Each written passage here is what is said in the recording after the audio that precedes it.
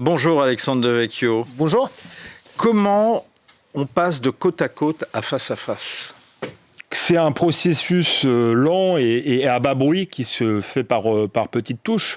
Ce que je raconte dans mon livre, c'est la banlieue de mon enfance où on est encore dans le côte à côte. Moi, j'ai jamais connu le vivre ensemble. J'ai toujours considéré que c'était une sorte de slogan publicitaire, mais j'ai connu une période où il y avait encore à la fois de la mixité sociale et culturelle en banlieue. La mixité sociale, c'était du vivre ensemble.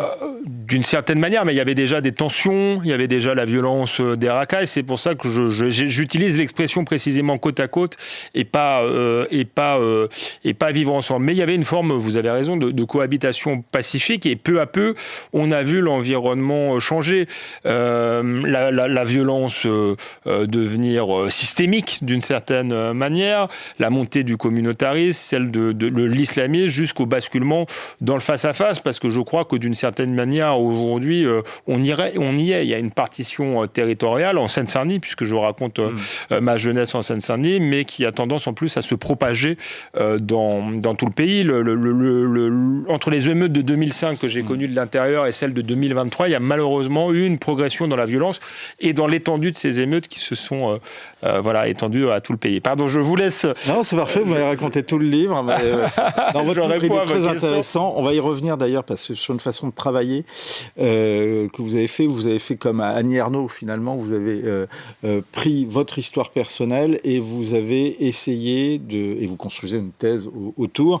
On est d'accord, on n'est pas d'accord, mais c'est intéressant parce que ce que je trouve très intéressant, c'est que vous affichez la couleur et vous affichez les biais tout de suite, et c'est la preuve que même quand on affiche des biais, on arrive à apprendre des choses. Comment vous êtes, je vous cite, petit-fils de Rital et de Porthos, c'est ainsi que vous vous définissez, et pourtant le trait de la génération de vos parents et de grands-parents, c'est pas de se présenter comme petit-fils de Rital ou petit-fils de Porthos, c'est la volonté de s'assimiler. Oui, je me définis comme ça dans un chapitre pour raconter mon histoire familiale. Mais moi, je suis français, surtout que je suis de la troisième génération de l'immigration italienne et de la deuxième pour ce qui est de l'immigration portugaise. Donc, il n'y a pas eu de processus d'assimilation pour moi. Par contre, c'est vrai que pour mon grand-père italien, même pour ma mère portugaise, eux sont assimilés et moi, je suis d'une certaine manière le produit de cette histoire-là. Et surtout, j'ai voulu rappeler à travers leur parcours qu'il y avait un modèle qui fonctionnait plutôt pas mal et qui malheureusement a volé en éclats. C'est-à-dire qu'ils ont connu la période où c'était à l'étranger de s'adapter aux mœurs, aux coutumes, aux codes socio-culturels de la France, quitte à renoncer à une partie de leur identité. Aujourd'hui, l'assimilation, et vous le montrez bien, c'est quand même un arrachement. Oui, après, c'est quelque chose de pas facile, surtout l'assimilation à la dure qu'a connue mon grand-père, puisqu'il est arrivé en France au début du XXe siècle. C'était une époque bien différente de la nôtre. On dit souvent que la France est xénophobe et raciste aujourd'hui. Je crois que c'est pas du tout le cas. Par contre, il y avait de la xénophobie à l'époque de mon grand-père. Je rappelle les pogroms d'Aigues-Mortes avec le lynchage d'immigrés italiens. C'est quelque chose que l'immigration récente n'a pas du tout connu. Donc, il y avait cette assimilation à la dure où pour le coup on demandait vraiment une forme d'arrachement. Mon grand-père italien n'a pas du tout transmis la langue à ses enfants et d'ailleurs je le regrette, moi j'aurais bien aimé apprendre l'italien, mais ça avait aussi des vertus. Il n'est jamais trop tard, mais ça aurait été plus facile quand vous l'apprend enfant, mais en tout cas ça avait des vertus, c'est-à-dire que mon grand-père est devenu pleinement français, comme un tiers des Italiens qui sont venus en France, mais les 2 tiers sont repartis. Donc, en tout cas, il y a eu une remigration. Il y a eu si on veut, il y a une forme. Il y a eu un retour au pays. Il y a eu un retour au pays, et par contre, ceux qui sont restés sont devenus pleinement français, et leurs enfants surtout, et leurs petits-enfants sont devenus pleinement français. Ce qui est intéressant dans ce que vous dites, c'est pour ça que je vous fais raconter cette bascule. Est-ce qu'il n'y a pas une bascule? C'est surtout dans la présentation.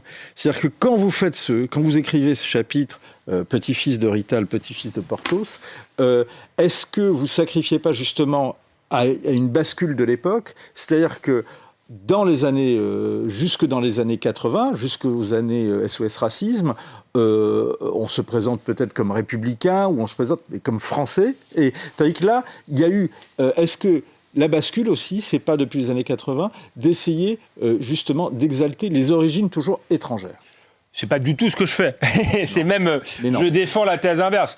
Le chapitre s'appelle comme tel, justement pour montrer le basculement. Mais vous avez raison, effectivement, on est passé d'un modèle d'assimilation, parfois excessif, à un modèle d'intégration, puis à un modèle multiculturaliste, sans le dire. Et effectivement, le tournant a eu lieu dans les années 80 avec une gauche qui a exalté les différences, les appartenances, quitte à enfermer justement des enfants de l'immigration dans leur identité d'origine, et je pense que ça n'a pas été un service à leur rendre. C'est un élément passionnant d'ailleurs, parce que vous le racontez, vous, en creux, mais c'est tout un chapitre que raconte notamment Claire Koch, qui raconte son assimilation, elle, venue d'une famille d'origine turque, d'origine alévi, et qui avait un chapitre « Quand les Gaulois critiquent mon choix ». C'est-à-dire que les candidats à l'assimilation, qui sont d'origine étrangère, se voient parfois, souvent critiqués, même accusés de trahison, parce qu'ils veulent s'assimiler. Et cette accusation, elle vient de Français qui, eux, n'ont pas d'origine étrangère. Oui, d'ailleurs, Claire Koch, les accusations sont venues... elle était journaliste à France Télévisions. Elles sont venues plutôt d'un milieu progressiste de gauche qui, effectivement, a une vision... parfois même, je dirais, presque néocoloniale des choses, avec l'idée que les personnes issues de l'immigration doivent vivre selon leur identité supposée d'origine. Alors, certains sont nés en France et n'ont connu que la France. Donc, il y a cette vision-là, et à mon avis, qui a été une vision enfermante et aliénante. Et puis, ça a été une rente politique pour certains, une rente même économique pour un certain nombre d'associations antiracistes qui ont vécu de cela. Il y a un point très intéressant dans votre livre qu'on découvre sur vous, c'est votre passion pour le cinéma. Je ne m'attendais pas à cette question-là, oui, mais... Moi, je ne m'attendais pas à cette révélation-là. À cette révélation-là. Non, effectivement, je dis même que certains... On dit parfois que les journalistes sont des écrivains ratés, que moi, je suis un cinéaste raté parce que je voulais faire du cinéma. J'en parle un peu dans le livre, j'en parle parce que c'est intéressant, parce que je pense que la transmission de la culture, et de la culture du pays d'accueil, mais aussi de la culture au sens large, est quand même quelque chose d'important pour réussir l'intégration, mais l'intégration dans la vie, je ne parle même pas d'assimilation ou d'intégration des étrangers, puisque j'ai grandi en banlieue, dans un milieu assez modeste, et c'est vrai que je me dis parfois que si je n'avais pas eu le cinéma, si je n'avais pas eu des parents qui m'avaient transmis justement et l'amour de la France et m'avaient emmené au cinéma, au théâtre, au musée, qu'est-ce que je serais devenu si j'avais eu que les McDo et les centres commerciaux de banlieue. Et je ne suis pas du tout dans la culture de l'excuse quand on lit le livre, mais je pense que tout de même, c'est important et que beaucoup de jeunes de banlieue vivent dans une forme de no man's land culturel, d'où la recherche d'identité de substitution qui peut aller parfois jusqu'à la recherche d'une identité islamiste. Parce qu'on croise justement une autre passion chez vous, qu'on vous a vu déjà affleurer, notamment dans un certain nombre d'analyses dans les pages débat idées du Figaro dont vous vous occupez, mais c'est la littérature. Question, et ça c'est parce que Claire Koch raconte que son assimilation, elle, s'est faite justement par le cinéma et par la littérature. Est-ce que justement cette transmission aujourd'hui manque en banlieue ? Oui, elle manque, mais je pense qu'il ne faut pas non plus trop attaquer l'État français. Alors elle manque parce que justement le discours par le haut a été justement un discours où on ne demandait plus tellement aux gens qui arrivaient d'apprendre l'histoire, la culture du pays d'origine que qu'on exaltait justement leur culture propre. Donc là, il y a une responsabilité de l'État, mais il y a aussi en banlieue des cinémas, des cinémathèques, des médiathèques.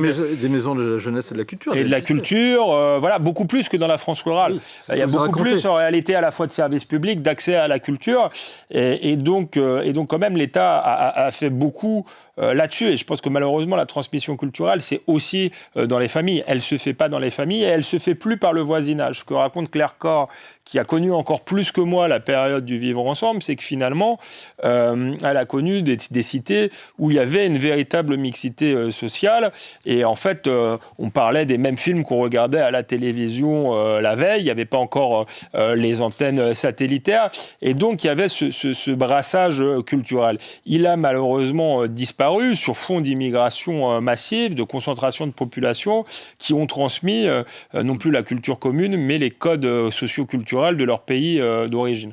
Ce qui est très intéressant, Alexandre, on va revenir un petit peu justement dans votre enfance et de votre jeunesse, c'est ce qui se passe le 11 septembre 2001 dans votre classe à Épinay-sur-Seine.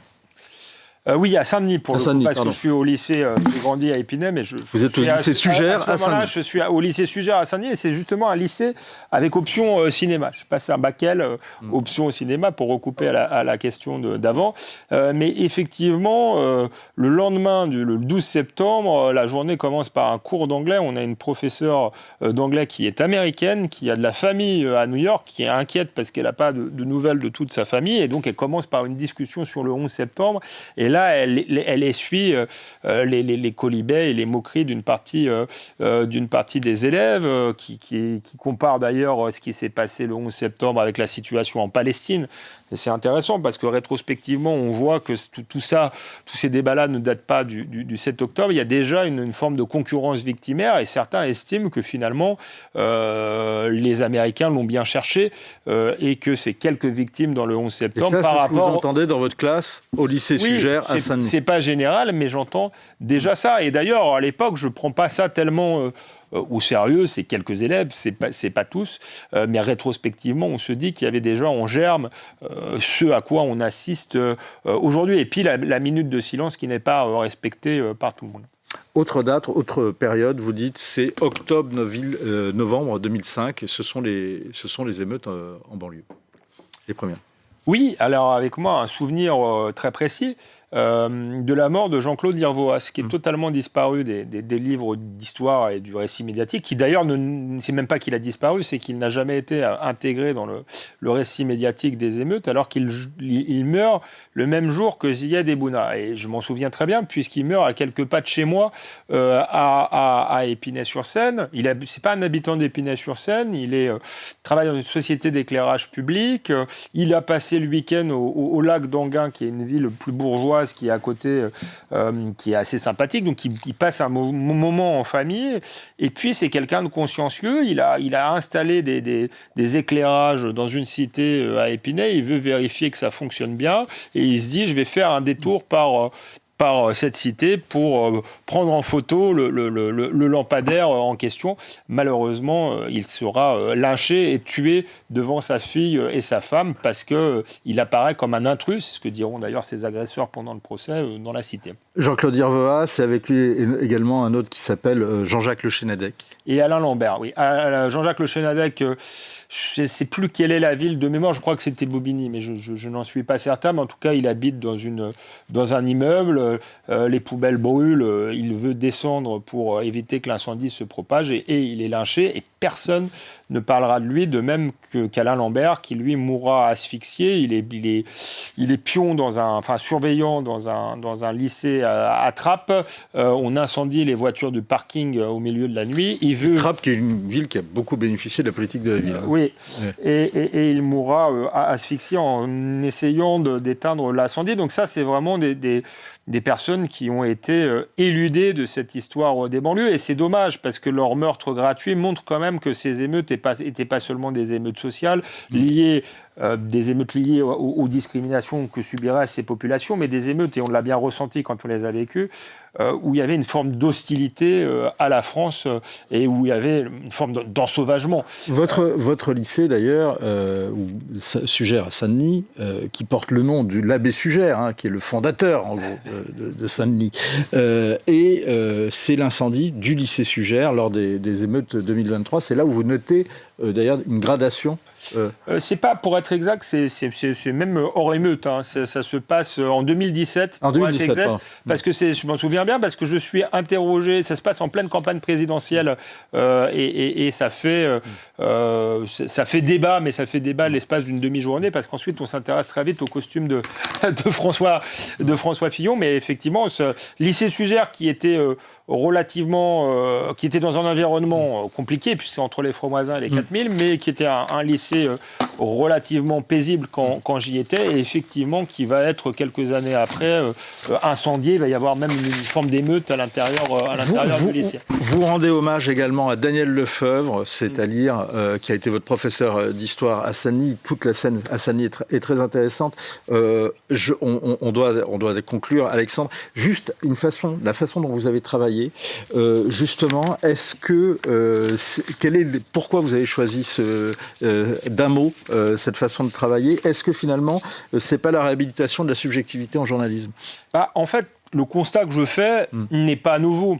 Georges Bensoussan l'avait fait dans Les Territoires perdus de la République, Christophe Guilluy dans La France périphérique, mais je voulais donner de la chair à donner, à voir et à ressentir, et je pense que c'est plus fort avec une incarnation. Vous parliez d'Annie Ernaux, c'est vrai que je me suis un peu inspiré de la démarche, partir de moi-même pour dresser un tableau politique et social plus vaste. Sauf que moi, je ne suis pas dans le misérabilisme, je ne crache pas sur les miens, donc c'est à la fois du Annie Ernaux, mais de l'anti-Annie Ernaux. Merci beaucoup, nous vivons côte à côte, c'est aux éditions Fayard et c'est à lire. On se retrouve lundi.